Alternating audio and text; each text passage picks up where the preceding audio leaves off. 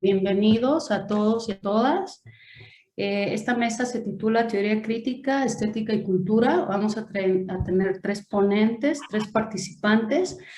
Y la lógica de la exposición va a ser, intervienen nuestros ponentes y al final abrimos un espacio, una ronda para que ustedes puedan hacer sus preguntas, sus cuestionamientos y plantear sus inquietudes.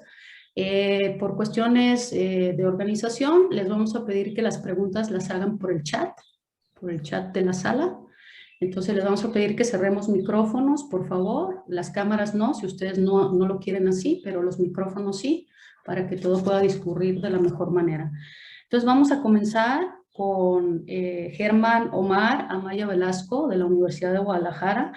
Él nos va a presentar la ponencia titulada La obra de arte en la época de su reproducción digital. Muy bien. A ver, denme un segundito. A ver, estoy teniendo problemas para compartir una pantalla, pero bueno, así tampoco es tan esencial para la presentación. Buenos días a todos, muchas gracias a Dinora, a los coordinadores y obviamente a los asistentes también, ¿no? Yo voy a comenzar con un par de preguntitas, mi ponencia, digo, ¿por qué una obra de arte debe ser original? ¿De qué depende la autenticidad en una obra de arte? Bueno, desde estas preguntas iniciales, lo que quisiera compartir con ustedes es una breve disertación acerca de estos dos conceptos, ¿no? Lo original y lo auténtico en el arte contemporáneo. Obviamente en el contexto de las invenciones tecnológicas de nuestros tiempos. Y principalmente a través de la revisión de algunos postulados que se encuentran en el texto de la obra de arte en la época de su reproducción mecánica de Walter Benjamin. De ahí justamente el título de mi ponencia, ¿no? La obra de arte en la época de su reproducción digital. Y bueno, la tesis que les quiero compartir es la siguiente. Es necesario distinguir los modos de producción mecánicos del siglo XX de otros digitales propios del siglo XXI. Es decir, de la reproducción mecánica y de la reproducción digital emergen dos postulados distintos, dos racionalidades y dos modos de creación distintos. Esto es más o menos el panorama general del trabajo. Y quiero comenzar con un pasaje célebre que viene derivado de la analítica de lo sublime, del libro de la crítica del discernimiento de Kant, en la que trata acerca de la belleza del canto de un ruiseñor en una tranquila noche de verano. Y aquí Kant se hace este cuestionamiento. Y si aquel sonido que aquí tomamos como bello no fuese producto del ruiseñor, sino de un chico travieso, escondido en la floresta, que supiese cómo reproducir aquel sonido majestuoso, proveniente de la naturaleza. Y bueno, rápidamente responde Kant, pero tan pronto como uno se da cuenta que se trata de un engaño, pues no podrá soportarse por más tiempo la escucha de este canto, antes tenido por estimulante. Así pues, Kant pues, nos ofrece una posición tajante acerca de la apreciación de un objeto bello, ¿no? Su argumento es más o menos este.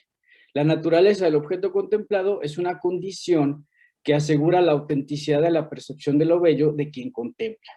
Y cuando el discernimiento humano descubre que aquella percepción es producto de un engaño, pues algo parece desvanecerse, ¿no? Ocurre, digo, una especie como de desencanto estético que nos obliga a desembarazarnos de estas emociones encantadas. Pero bueno, a Kant le interesa más bien la percepción de la naturaleza y no tanto la del arte. Pero no obstante, es en el arte justamente donde se pone de manifiesto la cuestión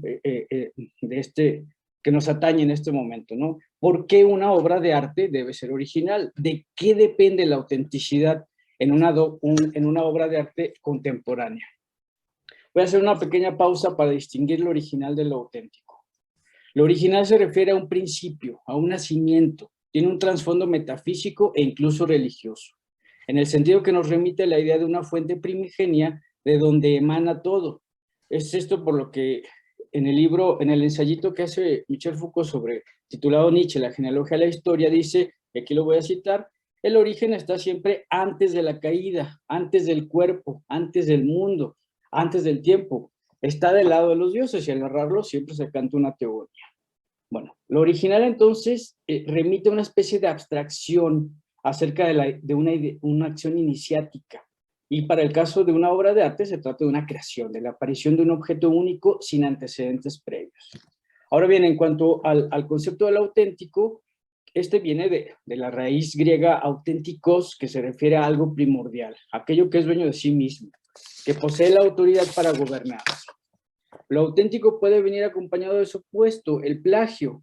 Su etimología también ofrece pistas. La raíz griega plagios, que significa oblicuo o engañoso, advierte de un acto de ocultar, de mentir. También en la raíz latina, que es plagium, se señala el acto de secuestrar a una persona libre para hacerla pasar como esclava. Y en este otro sentido, el plagio implica nuevamente la acción de mentir, de ocultar una naturaleza para hacerla pasar por otra distinta. Pues bien, en el contexto contemporáneo, se comete plagio cuando una persona copia o imita algo que no le pertenece y se hace pasar como el autor. Y esto, bueno, aquí me voy a permitir ilustrar lo anterior con un pasaje de un ensayito de Nelson Goodman que se llama Arte y Autenticidad. El pasaje dice lo siguiente: supongamos que tenemos ante nosotros a la izquierda un cuadro original de Rembrandt, la Lucrecia, y a la derecha una excelente imitación del mismo. Y bueno, sabemos en base a una documentación que el de la izquierda es el original, y con base a rayos X, estudios microscópicos, análisis químicos, etcétera, que el de la derecha es una falsificación. Pero aunque haya muchas diferencias, pues no podríamos realmente diferenciarlos. Y si las cambian mientras dormimos, dice Goodman, pues no podríamos determinar realmente cuál es una y cuál es la otra. Entonces, bueno, volvemos al problema kantiano del cantor ruiseñor. ¿Por qué? Si los dos cantos parecen tan iguales, uno tiene más valor que otro. ¿Qué justifica la discriminación de uno y la predilección del otro? En el concepto de aura de Walter Benjamin, aparecen algunas pistas. En el libro ya citado, señala que una obra de arte posee una existencia única, que su originalidad depende de un aquí y de una ahora. La obra, en tanto idéntica a sí misma, depende de una tradición y de una serie de rituales que le otorgan a la obra el derecho de ser la obra de arte que es. Se trata de una especie de materialidad, del conjunto de elementos físicos y químicos que la constituyen y de una historicidad determinada. Esto significa que la obra está sometida a una duración y también es testimonio de un tiempo concreto. El aura de una obra de arte es el halo que abraza su materialidad. Es una especie de burbuja que rodea la identidad de la obra. Y aquí lo cito, es una singular trama del tiempo y del espacio, aparición única de una lejanía por próxima que sea. Es pues una experiencia concreta que se construye en un lugar y una temporalidad singular, como el hombre que en una tarde de verano se abandona a seguir el canto apacible del ruiseñor. Su experiencia áurica se teje entre la lejanía del sonido contemplado y la intimidad de sus emociones. El aura del canto depende entonces del mismo ruiseñor que emitió aquel sonido armónico, del horizonte montañoso a través del cual se dispersan las notas y del hombre que respira el aura del canto. Volvemos pues a la pregunta inicial. ¿Qué ocurre con la originalidad de las obras de arte contemporáneas? La novedad se encuentra en la posibilidad de su reproducción mecánica, pues con la domesticación de técnicas como el grabado o el agua fuerte, el arte comienza a cuestionar el valor de exclusividad del canto emitido por un ave, ya que es posible disponer de 100 ejemplares reproducidos de una misma obra y todas podrían poseer exactamente el mismo valor artístico. Así, la cuestión del original parece dejar de tener sentido, al menos para aquellas obras creadas en el seno de los objetos técnicos. El aura del arte perece entonces con la realización mecánica de los objetos. Su reproducción retira de la obra cualquier reducto material, pues en efecto es posible disponer de 1000 reproducciones de un Pollock o de un Kandinsky y contemplar aquellas obras sin siquiera haber tenido la experiencia de su canto originario.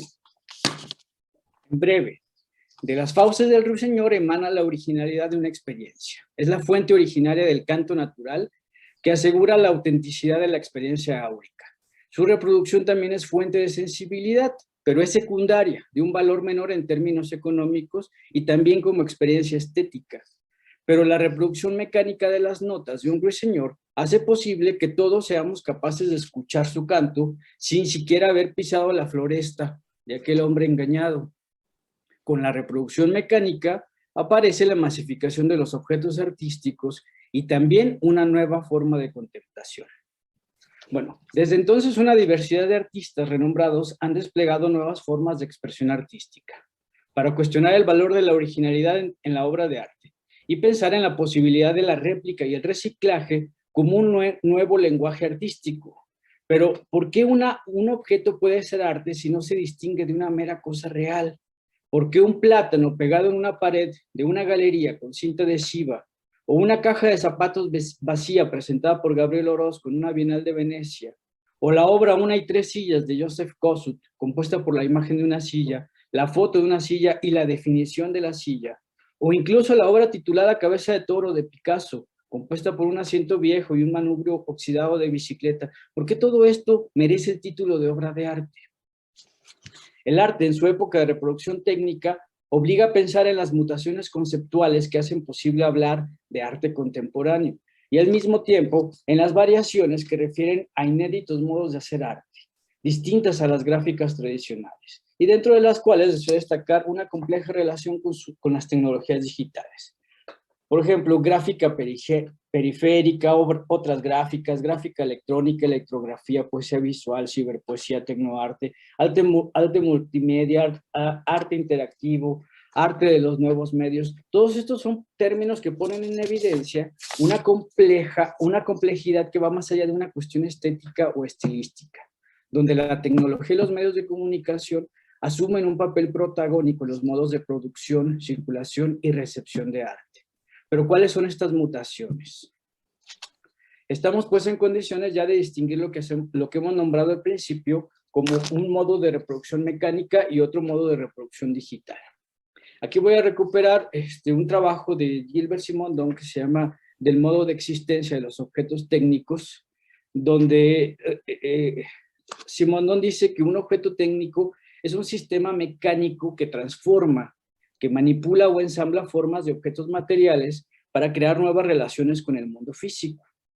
Su mecanicismo se refiere a una especie de comportamiento de movimientos repetitivos y automatizados, y su grado de complejidad es inversamente proporcional a su automatización. Es decir, ¿qué quiere decir esto? Que un objeto programado para cumplir una función reduce su capacidad de respuesta al entorno exterior. Además, existen los objetos tecnológicos, cuyo funcionamiento está destinado a la transformación de objetos físicos en datos sensibles, es decir, en información. Se trata de sistemas de tratamientos de datos que transcriben y retranscriben el mundo exterior, de objetos tecnológicos que tratan, codifican, manipulan o almacenan información. Y su característica esencial no se encuentra ya en su relación con los objetos físicos, sino en su capacidad de traducir los objetos físicos a datos o códigos de información. En ese sentido, su modo de comportamiento supone una mayor tecnicidad, en el sentido que se trata de aparatos inteligentes dotados de cierta madurez algorítmica para responder abiertamente al azar inesperado de las circunstancias. Este nuevo modo de inteligencia responde a una lógica de lo sensible, destinada para tratar y codificar información creada para ser percibida como imagen. Supone también un modo de comunicación a través de un lenguaje de códigos algorítmicos y de imágenes digitales que reconstruyen y replican las cosas del mundo. Bueno, desde este cuadro de conceptos es posible postular la idea del arte en la época de su reproducción digital. Y también es posible pensar el trabajo de algunos artistas dedicados a descomponer las imágenes provenientes del arte moderno y su modo de ver, una especie de poética de la descomposición, que comprime una diversidad de prácticas y esfuerzos dedicados a escanear, a capturar, a cortar, a pegar, a manipular, a editar y a postproducir imágenes y objetos, que dan cuenta de un nuevo momento en el arte y su propia iconografía. En este contexto, recupero a María Olson, una artista y crítica curadora de New Art, o de New Media, que escribió un texto llamado Arte Post-Internet, y señala que en la corriente del Net Art existe una serie de artistas y activistas de Internet cuya actividad autodenominada ProSurfer consiste en un elogio y al mismo tiempo una crítica al Internet y a la cultura visual digital. Los artistas del ProSurfer se apropian de los contenidos e imágenes disponibles en Internet, elaboran postproducciones de contenido de Internet para reproducir nuevos contenidos y significados. Es como una especie de propuesta estética del corte y pega para producir GIFs animados, remixes en YouTube, etc. Había una imagen que les quería compartir. Yo tuve algún problema para compartir imágenes, pero por ejemplo, retomaba una imagen de un artista francés llamado Reinald Drouin, titulado Origen del Mundo, él la hizo en el 2001. Es como una recomposición de la obra del Origen del Mundo de Gustave Courbet, ¿no? Donde por medio de un sistema algorítmico, él recupera imágenes de Internet y en función de la saturación de color y luminosidad, las mismas imágenes se regrupan y reconstruyen la imagen del Origen del Mundo, pues de Courbet, ¿no? Bueno, en el caso de México, hay una obra de un investigador mexicano llamado Jesús Fernando Monreal, que escribe un texto, Máquinas para descomponer la mirada, recién salió hace menos de un año, y explica cómo fue que hacer arte con tecnología electrónica y digital comenzara hasta la penúltima década del siglo XX, gracias a un discurso y una serie de actividades provenientes de instituciones como el INBA o el extinto Conaculta, ¿no? Y con la aparición, por ejemplo, del Centro Multimedia en el 94 o el Laboratorio de Arte Alameda del CENARD en el 2000, se articula también un discurso y una serie de enseñanzas y prácticas artísticas orientadas a la creación de obra plástica y visual con tecnología electrónica y digital. Se destaca también, por ejemplo, el Centro de Cultura Digital, inaugurado en el 2012, ¿no? La famosa galleta suavicrema de la Ciudad de México. Y se trata de un espacio dedicado a la proyección y difusión de proyectos culturales, educativos, artísticos, relacionados con la tecnología digital. Estoy por terminar, ¿no? Para las gráficas tradicionales, la creación de arte implica una diversidad de recursos, principios teóricos y destrezas prácticas para la producción de una obra. Para las gráficas digitales, la obra es resultado del uso de nuevos recursos relacionados con la lógica de la programación informática. De ahí que la obra consecuente adquiera otras posibilidades de comunicación y de sentido. Por supuesto que en el arte contemporáneo no todo es obra digital. Siguen prevaleciendo modos de enseñanza y de creación bajo los cánones tradicionales, de creación de imágenes pictóricas bajo los recursos de gráficas modernas. No obstante, incluso para el arte no digital, los procesos combinatorios y el uso de recursos tecnológicos resultan fundamentales, ya sea durante los procesos de composición de una idea, o bien durante su ejecución, o incluso durante la divulgación, en el caso de una obra ya acabada. Finalmente, si bien es cierto que las tecnologías informáticas están presentes en la creación artística desde la década de los 60, más o menos, y obras de arte en Internet desde más o menos en los 90, tuvimos que esperar hasta el 2021 para la aparición de un nuevo mercado de arte con ventas récord en NFT. El código NFT significa Non-Fungible Tokens, ¿no?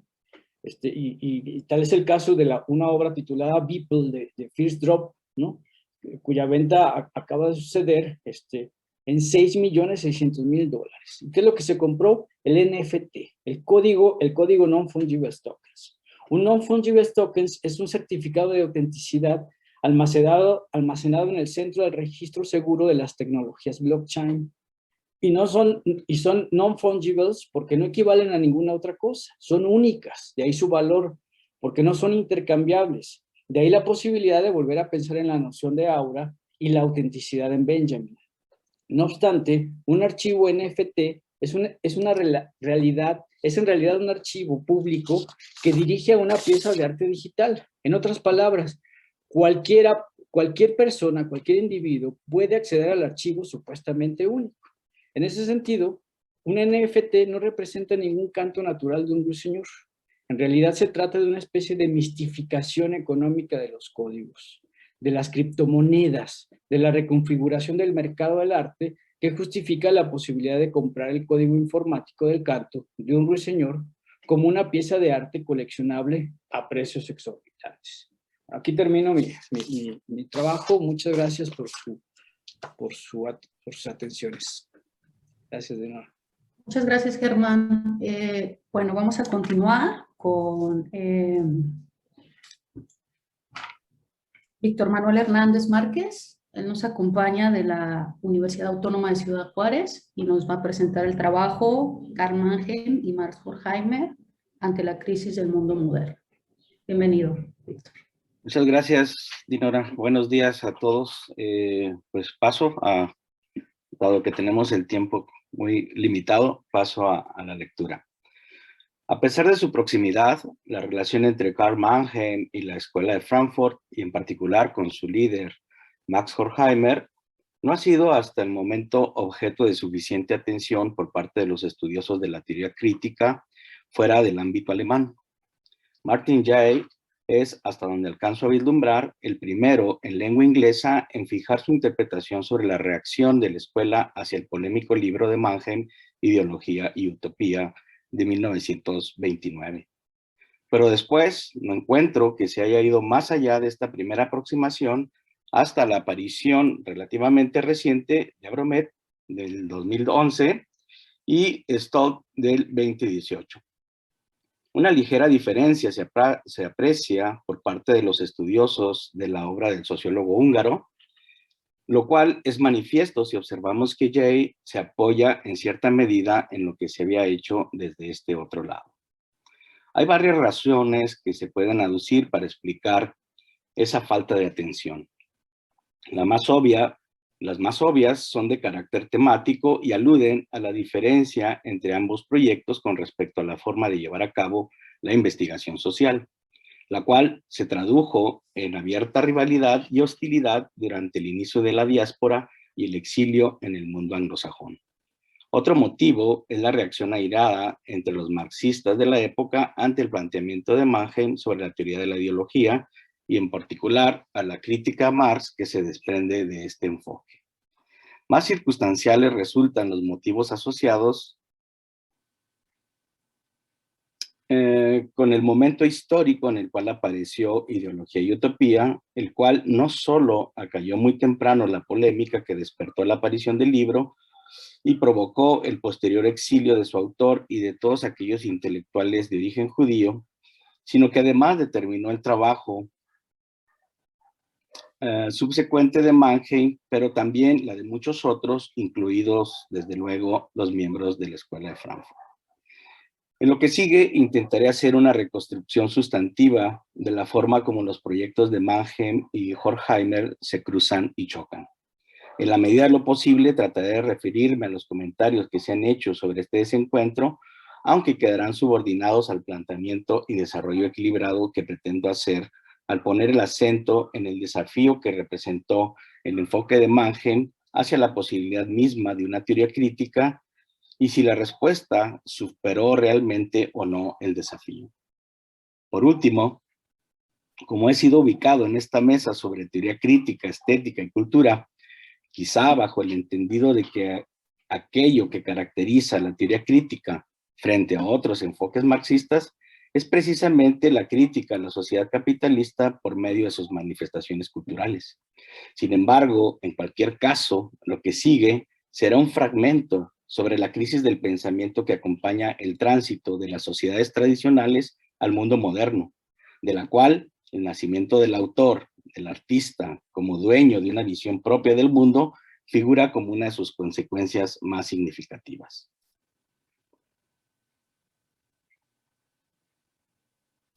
Una forma fácil de caracterizar el desencuentro, o si prefieren, la crítica de Horkheimer hacia Mannheim, es ubicar el debate en términos disciplinares.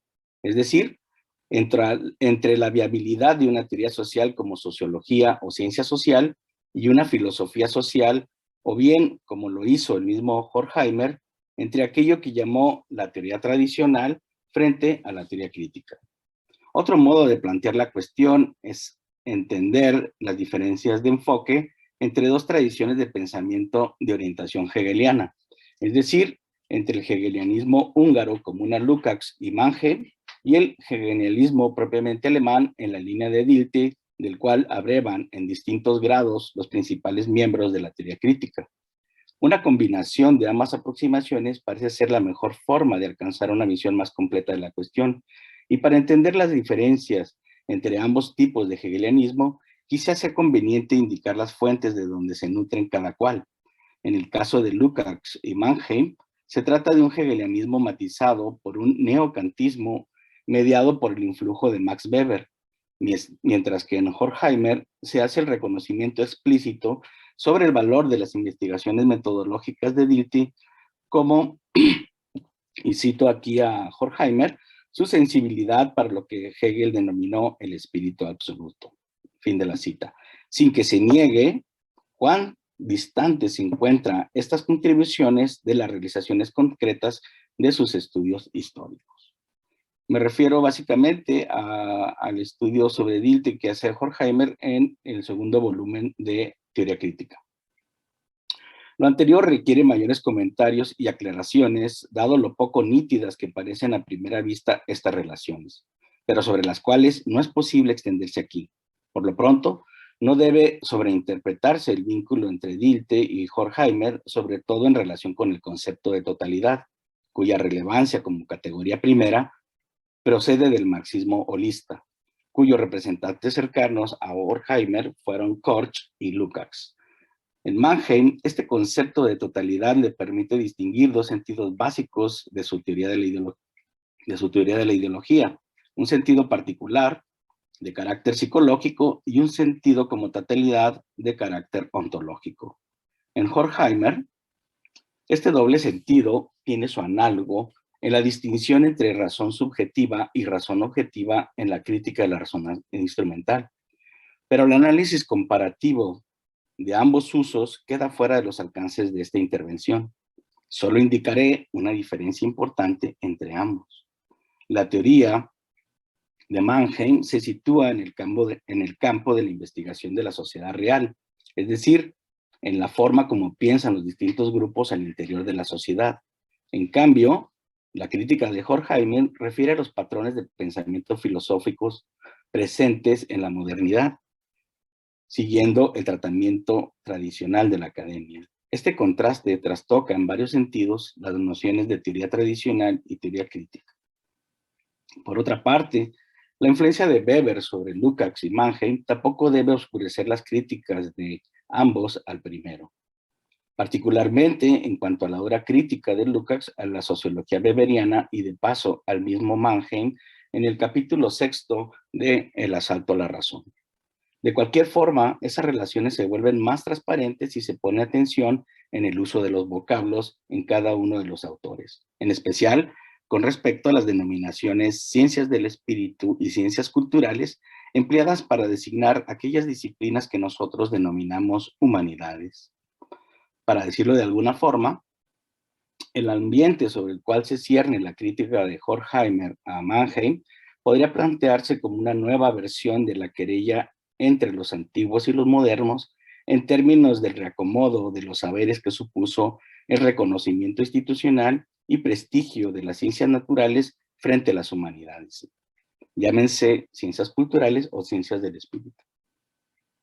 Y el resurgimiento, mejor dicho, el surgimiento de las ciencias sociales y en particular de la sociología como una compañera de viaje de las ciencias naturales en el predominio de una nueva forma de conocer.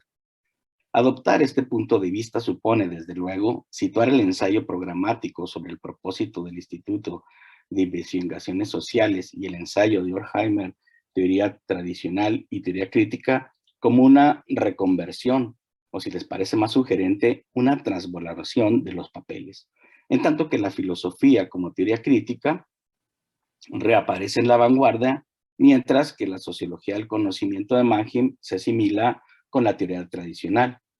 Dejo pendiente si esto mismo vale para la tendencia marxista como ciencia promovida por Karl Grünberg.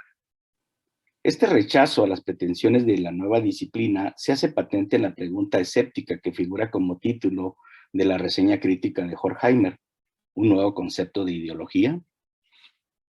Al margen de la confrontación que pueda parecer aún este reposicionamiento ante el continuo desdén hacia la filosofía, lo cierto es que el deterioro de la centralidad de la filosofía como disciplina académica era algo que se experimentaba y estaba en el ánimo de mucho de lo que se escribió sobre las ciencias naturales, sobre el positivismo y sobre las pretensiones de las ciencias sociales emergentes.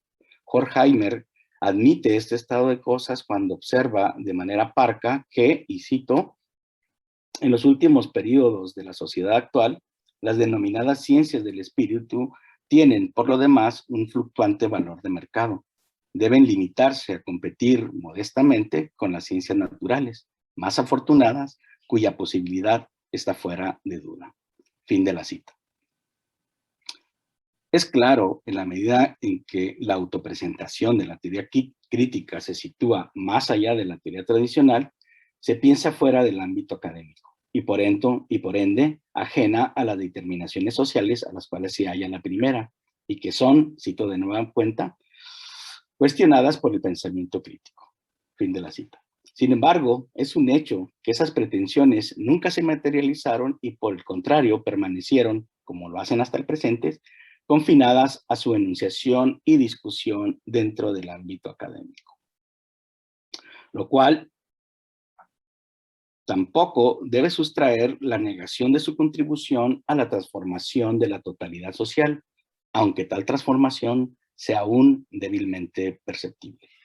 En verdad, el prestigio de la filosofía no había caído del todo, como tampoco lo ha hecho hoy en día. Pero como observa Mannheim, la situación de la filosofía es análoga al papel de la monarquía en una monarquía constitucional. Es decir, así como el rey reina, pero no gobierna, se concede a la filosofía todos los honores. Hasta cierto punto, se considera la especulación y la intuición como elevados instrumentos de conocimiento, pero solo a condición de que no intervenga en el ramo de la investigación empírica. Sin embargo, las reacciones contra Mannheim no tenían que ver del todo con este tipo de señalamientos, sino para desautorizar, por decirlo en palabras de Habermas, a quien se hizo, y lo cito, a quien se hizo famoso de la noche a la mañana por su liquidación del marxismo en forma de sociología del conocimiento. Me refiero a un texto de Habermas en una reseña sobre el marxismo en el volumen de Teoría y Praxis. A este respecto, Horkheimer muestra cierta vacilación sobre si la sociología del conocimiento es una ciencia social o una suerte de filosofía. Por lo demás, se trata de un titubeo razonable, puesto que la sociología como disciplina independiente de la filosofía solo alcanzaría su institucionalización en la Alemania de la posguerra. Volviendo a la caracterización de Habermas, es desproporcionado reducir la importancia de Mannheim a la crítica del concepto marxista de ideología como falsa conciencia, pues, como señalan Mella y Stern, ideología y idiotopía dio lugar a la cuarta controversia más importante en ciencias sociales y significó la instauración de la sociología del conocimiento como una subdisciplina de la sociología.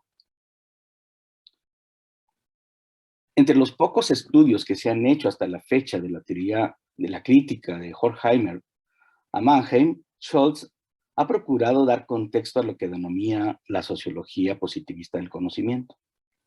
Las cursivas, bueno, aquí hago énfasis en el positivista, para explicar las diferencias de interpretación entre la teoría crítica sobre el papel de la reflexividad. Sin embargo, luego de una escueta alusión a Durkheim, Moss, Scheller y Jerusalem, se las arregla para pasar a la sociología del conocimiento de Bloor, Bourdieu y Merton, quienes se ocupan básicamente de la sociología de la ciencia. Pero estas referencias, lejos de contribuir a una mejor comprensión de la sociología del conocimiento de Mannheim, la oscurecen, dado que su perspectiva se orienta en la práctica política y en todo caso pretende sentar las bases para una ciencia política. Es decir, la de Mannheim. La reseña crítica de Horkheimer no corre mejor suerte, ya que sostiene que el concepto de ideología como totalidad ha sido derivado por Mannheim a partir de la filosofía de la conciencia de Kant, mientras que la filosofía de la historia, sobre la cual presuntamente funda la esencia del hombre, la consigue por mediación de Dilthey, por lo cual sostiene, y aquí cito a la reseña de Horkheimer, es difícil de comprender por qué Mannheim, el sociólogo, habla de la esencia del hombre, cuyo desarrollo tiene lugar a través de la organización social. Fin de la cita. Sin embargo, dar crédito a estas asociaciones a partir de ideología y utopía y de los estudios previos y posteriores de sociología del conocimiento es muy difícil de sostener. En primer término, Mannheim rechaza la epistemología de la modernidad, ya que, y cito a Mannheim, la ficción del individuo aislado y capaz de bastarse a sí mismo se oculta de diversos modos en la psicología genética y la epistemología individualista. Fin de la cita. Mannheim asigna un papel a la filosofía dentro del concepto total de ideología, pero solo, y cito otra vez, por ser el último y fundamental intérprete del devenir en el mundo contemporáneo. Fin de la cita. Por lo que da origen a las diversas formas de ideología particular y total, pero lo que da origen a las diversas formas de ideología particular y total ocurre fuera del mundo de las élites intelectuales, puesto que se trata de fenómenos sociales amplios. En la historia de Europa, el pensamiento hegemónico de la Iglesia se hizo añicos con el cisma ocurrido en su interior. Y su posterior fragmentación en un número creciente de sectas, de tal forma que las ideas, cito otra vez a Mannheim, las ideas que los filósofos discutían con una terminología racional, las masas la vivieron en forma de conflicto religioso. Fin de la cita. Todas estas citas son de ideología y utopía. En suma, la crisis de la modernidad es para Mannheim la fragmentación de la visión del mundo como una multiplicidad de ideologías particulares, las cuales a su vez dieron lugar a las ideologías totales. No se trata de un fenómeno causal, sino dialéctico, pues una diferencia de grado se convierte en una diferencia de naturaleza una vez que se las piensa de forma reflexiva. La actitud crítica, la tendencia a criticar el pensamiento de aquel cuyo pensamiento difiere del propio y lo convierte en adversario, es un rasgo de la modernidad que a su juicio no solo debe documentarse de manera histórica, sino de ser objeto de investigación empírica dirigida por medio de una adecuada perspectiva teórica. A pesar de la crítica, la dialéctica negativa de Horkheimer se encuentra en sintonía con Mannheim, cuando señala al final de sus días, y cito el famoso texto sobre la teoría crítica antes y después, que dice lo siguiente: comprenderíamos claramente, y este es un factor decisivo de la teoría crítica de entonces y de hoy, comprenderíamos claramente que esa sociedad correcta no puede determinarse de antemano. Podría decirse lo que es malo en la sociedad actual, pero no podría decirse lo que será bueno, sino únicamente trabajar para que lo malo desaparezca finalmente. Fin de la cita. Esto es así, ya para concluir, porque Horkheimer critica a Mannheim por no tener una visión central de lo que sería el concepto de ideología, y sino uno negativo, y en esto coincidiría con este planteamiento de que la teoría crítica hace crítica, pero sin presuponer que es lo bueno hacia lo que hay que tender. Muchas gracias. Muchas gracias, Víctor. Bueno, vamos con Abraham Godínez Alderete. Él nos acompaña de la Universidad de Guadalajara y nos va a compartir su ponencia Wölfflin y Foucault, una arqueología crítica de las artes plásticas. Bueno, pues muchas gracias, Dinora. Y bueno, pues un gusto estar aquí con ustedes, compartiendo mesa con Germán y con Víctor, ¿no? y con Dinora. Bueno, esta intervención mía habría que marcarla en un ámbito de una investigación más general, Y el interés de presentar ahora es algo en relación al método, es decir, explorar. Yo estoy haciendo un trabajo de investigación sobre el arte en la historia de la sexualidad de Michel Foucault, y esta ponencia que presento hoy tiene que ver con la construcción del método, es decir, explorar, construir un posible método para poder aproximarse al arte desde Michel Foucault, pero también desde la historia del arte, ¿no? Entonces, bueno, voy a comenzar. Arnold Davidson afirma que Goldfin utiliza a su manera el mismo método que Foucault usa en sus estudios arqueológicos.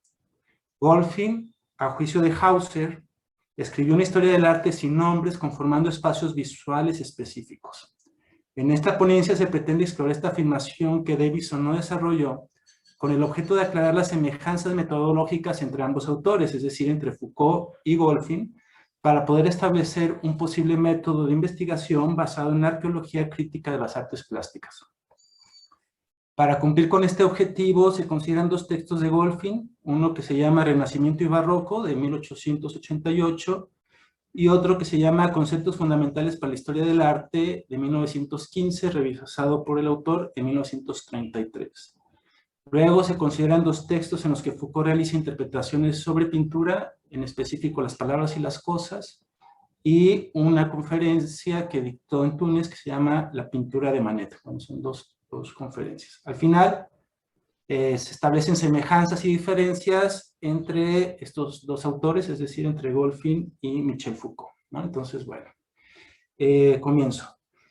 Considerando que la conferencia Nietzsche, la genealogía, la historia, es una ponencia que Foucault dicta en 1971 y que Vigilar y Castigar es un texto de 1975, es decir, el primer trabajo predominantemente genealógico de Michel Foucault, se puede afirmar que los trabajos de Foucault sobre pintura están enmarcados en el ámbito del método arqueológico o en el tránsito del método arqueológico al genealógico.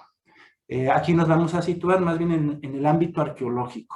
En la arqueología del saber, Foucault explica el método que utiliza para interpretar obras pictóricas. Voy a leer, es una cita de Arqueología del Saber, es una cita más o menos larga, dice Foucault: el análisis arqueológico tendría por objeto descubrir si el espacio, la distancia, la profundidad, el color, la luz, las proporciones, los volúmenes, los contornos, no fueron en la época considerada nombrados, enunciados, conceptualizados en una práctica discursiva. Y si el saber a que da lugar a esta práctica discursiva no fue involucrado en unas teorías y en unas especulaciones quizás, en unas formas de enseñanza y unas recetas, pero también en unos procedimientos, en unas técnicas y casi en el gesto mismo del pintor. No se trataría de mostrar que la pintura es una manera determinada de significar o de decir, que tendría de particular el prescindir de las palabras. Habría que mostrar que, al menos en una de sus dimensiones, es una práctica discursiva que toma cuerpo en unas técnicas y en unos efectos. Descrita así, la pintura no es una pura visión que habría que transcribir después en la materialidad del espacio, y no es tampoco un gesto desnudo cuyas significaciones mudas, indefinidamente vacías, deberían ser liberadas por interpretaciones ulteriores. La pintura está toda ella atravesada, independientemente de conocimientos científicos y de los temas filosóficos, por la positividad de un saber, ¿no? Entonces, bueno, en esta larga cita de Arqueología del Saber, donde sabemos muy bien que ahí Foucault se concentra en explicar su método arqueológico, pues lo que Foucault nos está diciendo es que la pintura forma parte de una práctica del discurso, ¿no? Es decir, que la pintura es un elemento más de un discurso, ¿no? El arte mismo. Para Foucault el discurso es un conjunto de enunciados que están relacionados entre sí, y lo importante para Foucault es que las prácticas discursivas, es decir, los puestos en actos de los discursos, generan enunciados, interacción de instituciones, grupos sociales y prácticas comunitarias para generar una positividad del saber. Es decir, que los discursos producen grupos conceptuales, priorización de temas, conjunción de enunciaciones, elecciones teóricas, juicios de verdad, objetos de estudios y teorías. si la pintura es un elemento más dentro de esta puesta en práctica de los discursos, bueno, el arte formaría parte del discurso mismo en donde se ve inmerso y sería un elemento más que habría que analizar en conjunto con las ciencias, con el discurso de la economía, de la filosofía, de la política, de la jurisprudencia, del comercio, etcétera, ¿no?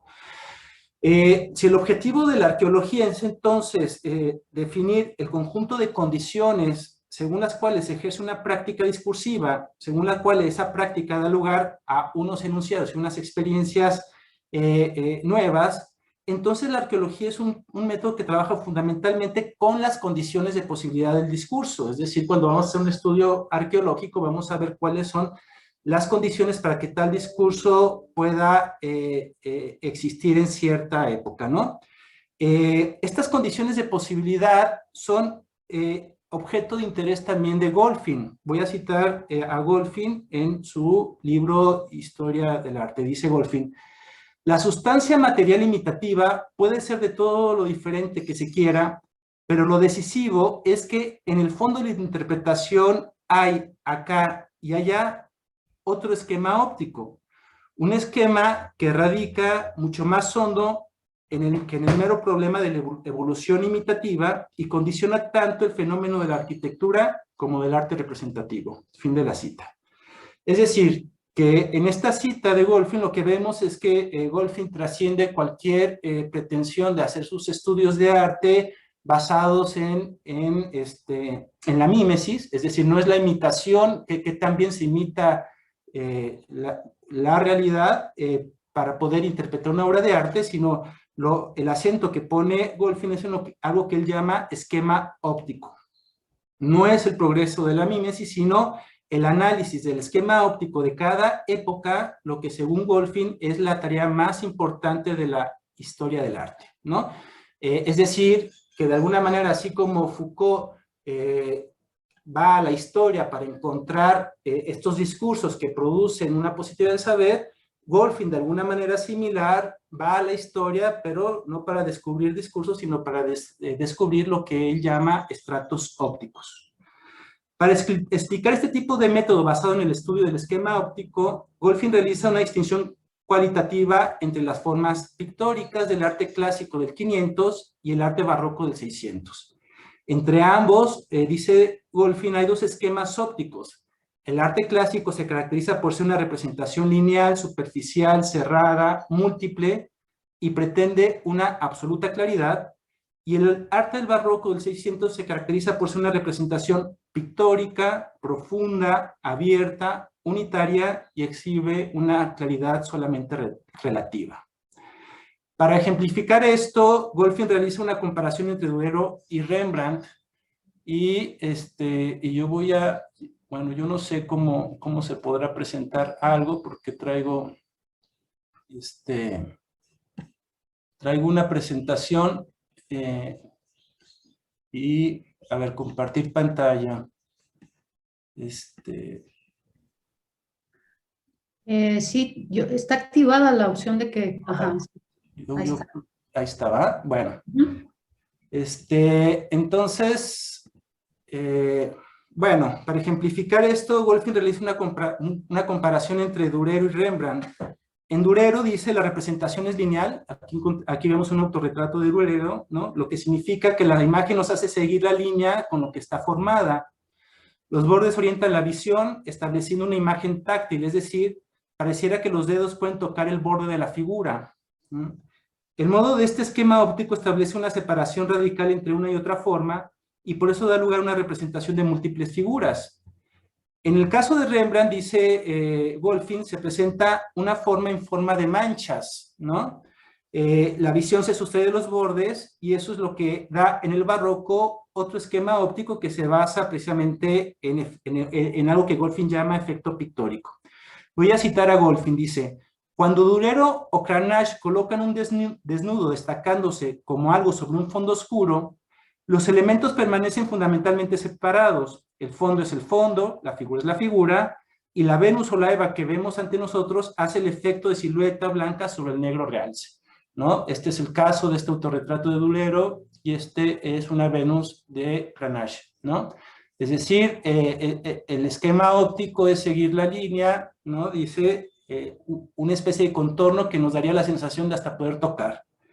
Dice, todo el énfasis está en el contorno, a diferencia de lo que sucede en Rembrandt. En Rembrandt, el contorno ha perdido su importancia, ¿no? Este es una mujer negra acostada, ¿no? de Rembrandt. En Rembrandt ha perdido su importancia, no hay en ella una especial belleza. Quien pretende seguir su curso con los ojos advertirá que a veces es imposible. En vez de la línea de perfil seguida, uniforme, consecuente del siglo XVI, ha hecho su aparición la línea rota del estilo pictórico. Este es un ejemplo, y este es otro ejemplo, ¿no? Que en la parte de aquí abajo pareciera que hasta se funden las dos figuras, ¿no? Entre Júpiter y Antíope. Esta también es de Rembrandt, ¿no? Bueno, aquí es este de la izquierda es un dibujo de Durero, y aquí a la derecha es uno de Rembrandt, ¿no? Que se puede ver precisamente la diferencia en el esquema óptico que Goldfin está planteando. Dice, el esquema óptico de Rembrandt basado en el efecto pictórico, es decir, la imagen de la derecha, produce un movimiento en el cuadro que no existe en Durero o Cranach. Cuando vemos este cuadro de Rembrandt de la derecha, es como si la mujer saliera de la oscuridad, como si hubiera un movimiento, y no podemos en todo momento establecer contornos definidos. Dice, en el barroco comienza la aparición de imágenes amorfas y hay una aversión a la delimitación, ¿no?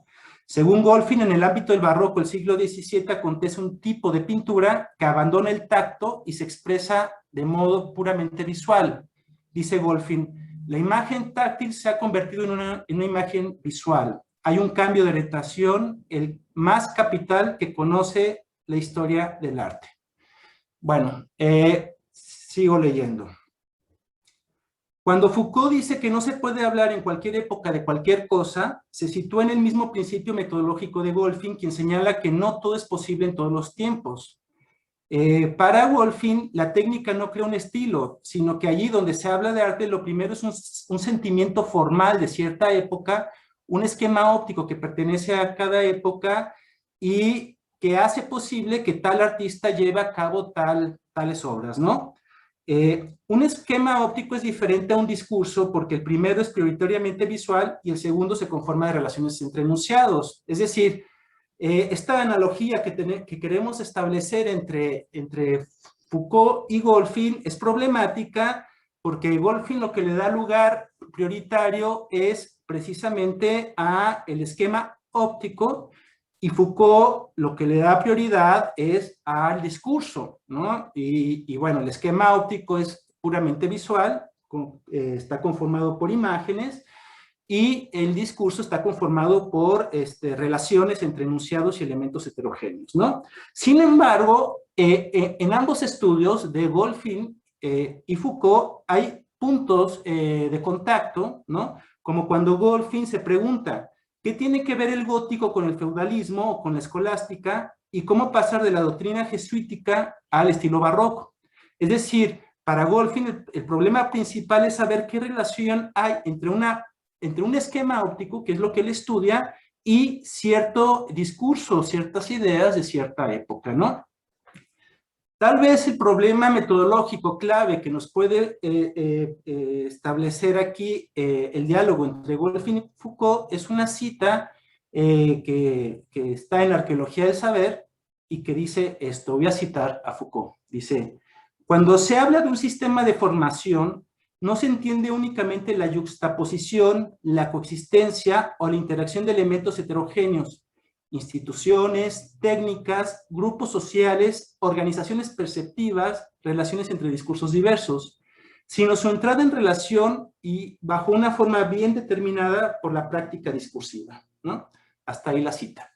Bueno, tal como lo indica Foucault, dentro de su método arqueológico, lo que él llama la organización perceptiva es un elemento heterogéneo importante en cada época, ¿no? Tan es así que, bueno, sabemos muy bien que el primer capítulo de Las palabras y las cosas está dedicado a las meninas, ¿no? En donde, según Foucault, este cuadro de Velázquez corresponde precisamente a una representación de la representación clásica, en donde el espacio se abre y en ella se constituye una especie de reflejos especulares, en donde, digamos, dice Foucault, la pintura imita el espacio, ¿no? Que sería una aseveración totalmente vinculada a una frase de Aristóteles, que el arte imita la naturaleza, ¿no? Bueno, en la representación clásica, la pintura imita el espacio por una serie de conformaciones discursivas basadas en la semejanza, ¿no? Pero que están constituidas por un invisible que se encuentra precisamente en el espejo de atrás de Velázquez, donde se encuentran el rey y la reina, eso lo sabemos bien, pero que queda elidida la mirada propia de Velázquez y la mirada de nosotros que ahorita estamos viendo el cuadro, ¿no? Según Foucault, en la conferencia de Manet, dice Foucault que eso lo dice Daniel Defert, dice que el cuadro de Manet, Un bar de Folie de Berger, es precisamente el contrario exacto de las Meninas por un sistema de incompatibilidad, ¿no? Son 3 sistemas de incompatibilidad, es decir, nosotros si vemos el cuadro de frente, no podríamos ver el señor que está a la derecha, el señor de copas, y la espalda de la barista, ¿no? Que es incompatible con la perspectiva, es decir, el cuadro lo tenemos que ver de frente y también situados a la izquierda. A la vez, el cuadro, si el señor de copa existiera, en la realidad habría una sombra sobre la barra, cosa que no existe. Entonces el señor existe y a la vez no existe. Y además la altura en que vemos el cuadro es incompatible con la distancia que hay entre el reflejo del espejo y la barra misma. Es decir, hay 3 sistemas de incompatibilidad. Según Foucault, lo que sucede es que, después del siglo XIX hay otro sistema epistémico que ya está basado no en la semejanza, sino que está basado en la consideración de la muerte, ¿no? En la consideración del vacío y en la consideración más tarde en lo que se llamará después Freud el inconsciente, en donde se hace una especie de ruptura de la representación clásica que encontrábamos precisamente en Velázquez, ¿no?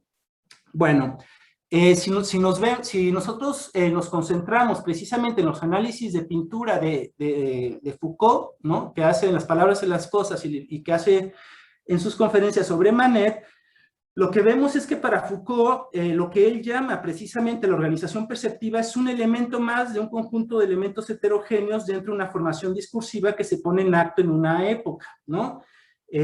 Mientras que Goldfin concentra su análisis en un ámbito completamente visual, basándose en las decisiones decorativas de cada pintor, Foucault basa su análisis precisamente en la construcción de una organización perceptiva que forma parte de la puesta en práctica de un discurso.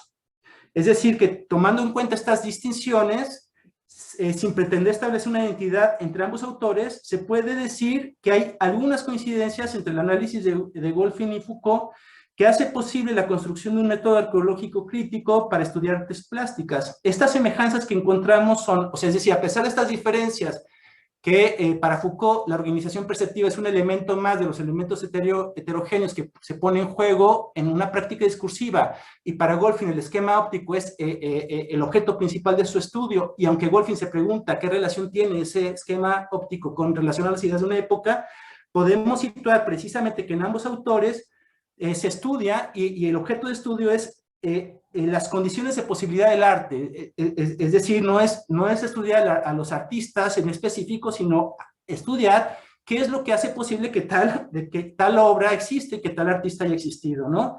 En este tipo de métodos, el esquema óptico en Goldfin y la organización perceptiva de Foucault son elementos fundamentales de análisis, pero sin embargo en ambos autores se considera que el arte forma parte de un discurso que lo hace posible, es decir, para hacer un trabajo entre ambos autores hay que trascender el aspecto solamente sensible o estético, es decir, estética como sensibilidad, e ir precisamente a la configuración de las ideas que hacen posible que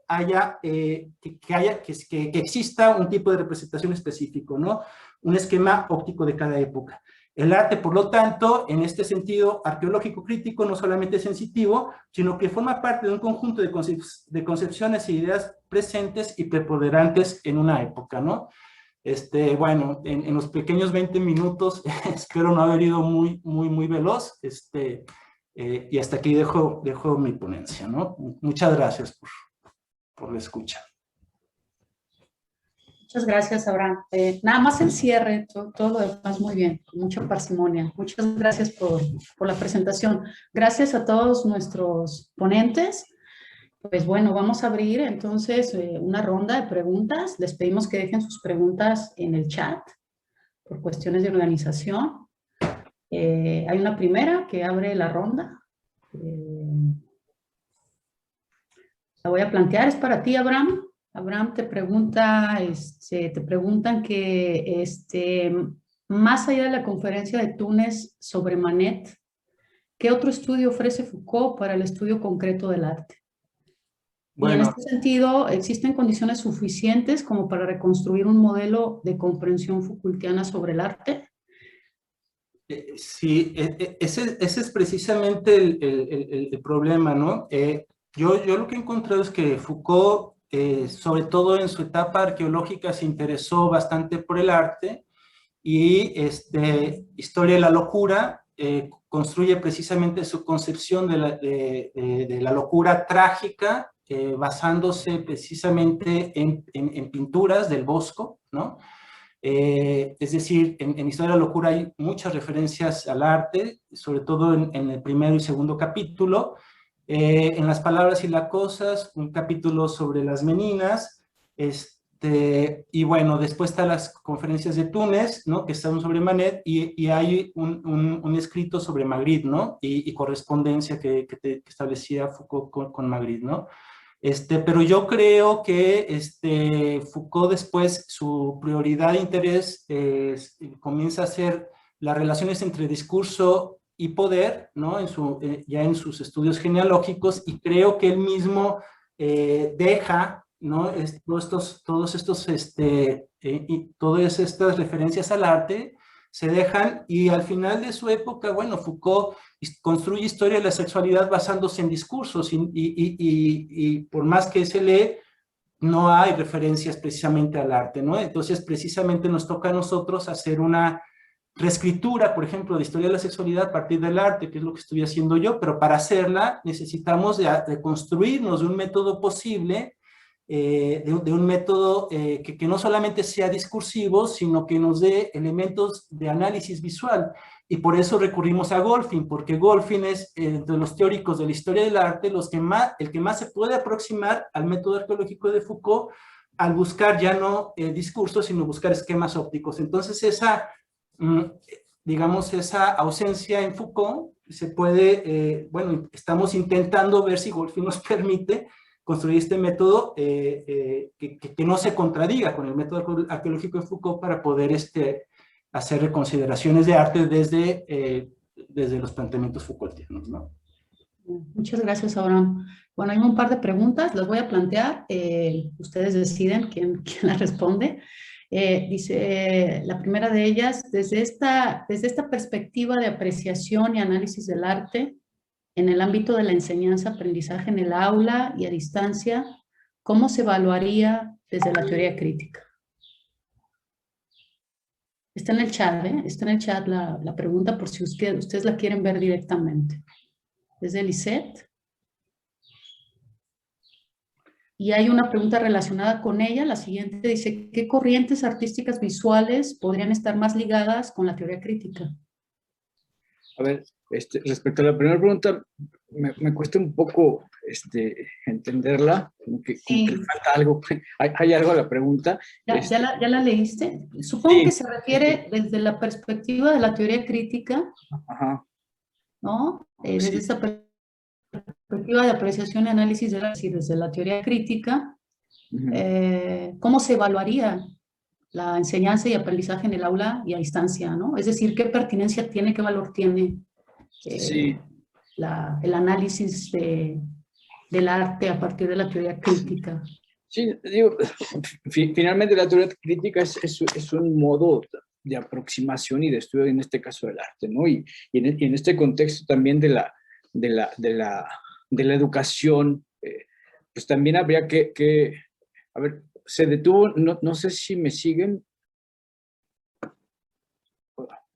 se me congeló la pantalla, no sé si soy yo o ustedes.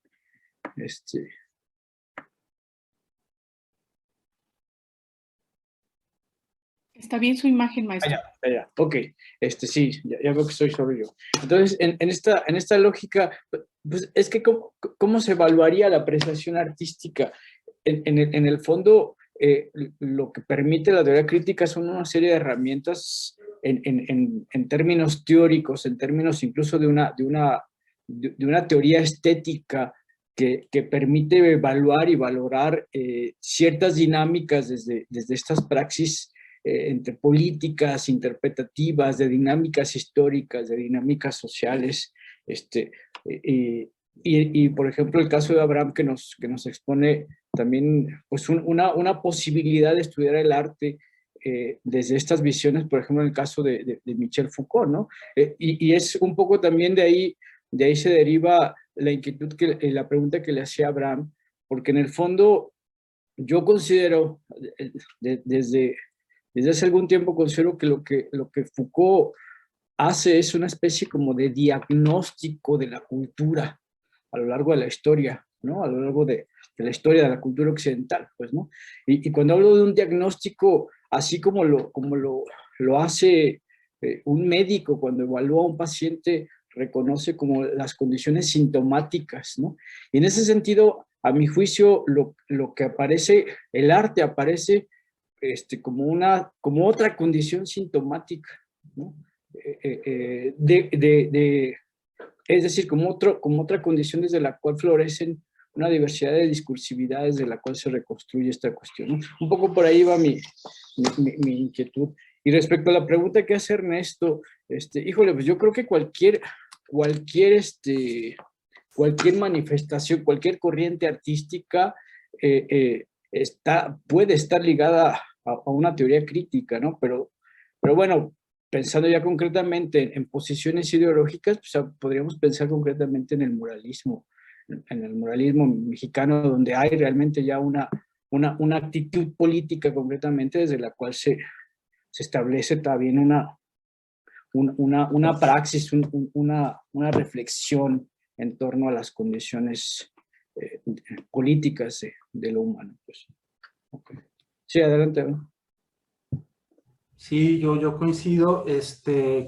Quisiera agregar que una de las cosas importantísimas es que el arte, claro, el arte solamente en sus casos más extraordinarios, pues es una presentación de nuevas ideas. Es decir, para que haya un artista genial, es necesario que ese artista presente nuevas formas de representar a través de nuevas ideas, ¿no? Y esas nuevas ideas permiten poner en cuestión ciertas cosas de nuestra cultura, que ese es precisamente el trabajo de la crítica, y no solamente eso, sino que el artista nos permite ver las cosas de manera diferente. Por eso la importancia del tema del esquema óptico, es decir, en artes plásticas se nos muestra precisamente cómo en diferentes épocas, según diferentes ideas, se ven otras cosas, hay otra configuración de ver.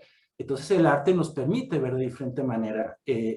Eso tendría muchísima importancia en el aprendizaje, en los procesos de enseñanza y aprendizaje, porque desde la crítica tenemos que saber muy bien que las cosas se ven desde la perspectiva que las vemos, ¿no? Y entonces aprender cómo se han visto las cosas de diferentes épocas nos permite darnos cuenta de que las cosas como se ven hoy en día, pues no es que las cosas sean completamente así, sino que así es como las vemos, y que eso puede cambiar, ¿no? La posibilidad de que las cosas no siempre sean como son, es la posibilidad de apertura y de esperanza de la crítica, ¿no?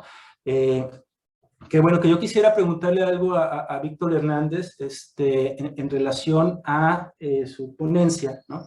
determina precisamente que la teoría crítica hace una crítica, ¿no? O no sé si lo entendí bien o si nos pudieras hablar más de eso, Víctor, en relación que pareciera entonces que la crítica a veces en ciertos autores, ¿no? Quizás como en Horkheimer, habría un pesimismo porque nunca nos dicen precisamente qué es lo bueno de lo que hay, ¿no? No sé si nos podrías ampliar más esto, Víctor.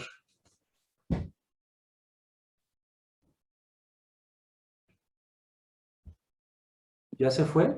No, no, sigo aquí, perdón. Bueno, es que no hay mucho que agregar, puesto que, digamos, una de las críticas recurrentes a la teoría crítica era precisamente que no fijaba una utopía, un objetivo hacia cuál dirigir, digamos, los esfuerzos. Y yo pienso que esto es lo que coincide con Mannheim, a pesar de la crítica que Horkheimer le hace a Mannheim, porque lo que plantea Mannheim es que una vez, también lo plantea en términos políticos, una vez que cambiamos de los sistemas absolutistas hacia las democracias republicanas, entonces lo que empezamos a ver es la colisión de puntos de vista de mucha gente, ¿no? Entonces, obviamente, se atomizan las opiniones y entonces se crean confrontaciones. La reflexividad que propone Mannheim es hacernos cargo también de que somos poseedores solamente de una visión parcial de la realidad.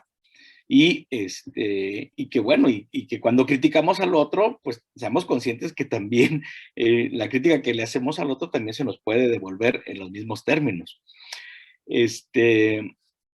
Y yo creo que sobre todo al final de sus días, Horkheimer reconoce esto mismo y plantea, pues, digamos, un resumen de lo que serían algunas de las críticas que se le hicieron, al decir, bueno, es que no tenemos, y qué bueno que tampoco no tengamos, una idea muy clara acerca de hacia dónde tenemos que ir. Lo único que podemos hacer es plantearlo de manera negativa, es decir, abatir el sufrimiento de la humanidad, abatir la pobreza, abatir todas estas cosas, pero no decir que la mejor forma de hacerlo es tener un sistema tal y tal cual, ¿no? Yo creo que de ahí el pesimismo y también la crítica a la falta de un proyecto, podríamos decir, utópico, ¿no? Hacia dónde deben de ir las sociedades avanzadas. Yo creo que sería esa la cuestión. Yo creo que en las ediciones posteriores de la teoría crítica, pues encontramos también este planteamiento de alguna manera. Pero es un debate todavía abierto, me parece. Eso opino yo. Muchas gracias, Víctor. No sé, Dinora, si habría algo más. Yo creo que ya se fue Dinora a la siguiente. Que nos dejó, que nos abandonó. Bueno, de eso es precisamente parte también de la crítica que Sloterdijk de manera repetitiva, ¿no?, hace a los autores de teoría crítica, ¿no?, como un pesimismo recurrente, ¿no?, sin advertir que puede haber cosas que no estén tan mal o que valgan la pena, que sería bueno valorar. Y bueno, también si no hay ningún proyecto hacia dónde ir, pues una constante crítica, pues es una posición como recurrentemente hiperjuiciosa con nosotros mismos, ¿no? Que conlleva a veces una visión, ¿no?, en pesimismo de todo lo que pasa, ¿no? Bueno, también hay que recordar que la misma reticencia de Horkheimer por publicar sus artículos de los 30, bajo el argumento de que lo que se escribió en esa época debe entenderse en las condiciones en las cuales se hizo. y que ya las condiciones de la posguerra hacia al final de su vida, es decir, a principios de los 70, el panorama político y la situación había cambiado de manera radical.